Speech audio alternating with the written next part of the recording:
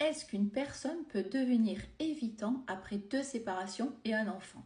Donc, je remercie Aurel de cette question et c'est vrai que c'est une question qui revient. Alors, j'en parle et j'y réponds, mais partiellement dans mes vidéos et je voulais donc faire une réponse plus spécifique. Donc, je suis Sophie Patterson, je suis eh bien, experte des profils d'attachement, que ce soit chaotique, évitant ou anxieux, et je traite aussi des questions sur la confiance en soi et l'estime de soi.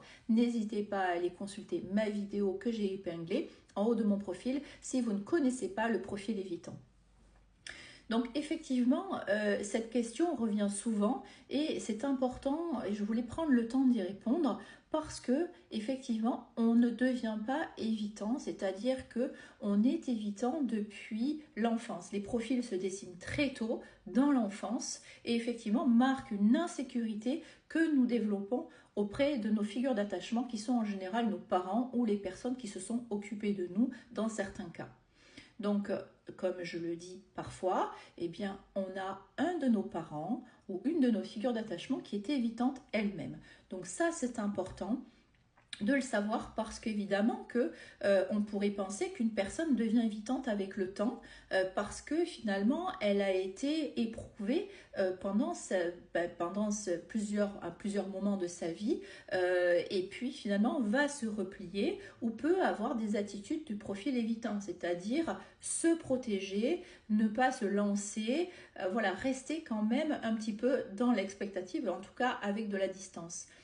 Eh bien, ce sont des personnes avec qui il ne faut pas confondre. Ce ne sont pas forcément des profils évitants, ça va être des personnes qui vont se protéger émotionnellement pour ne plus souffrir, ce qui est évidemment normal et logique une fois que, eh bien, quand on a vécu des situations qui sont très difficiles. Et franchement, on a chacun et chacune d'entre vous, nous avons déjà vécu des moments difficiles, des peines de cœur, etc., des souffrances dues à certaines relations qui étaient toxiques ou alors avec qui ça s'est mal fini.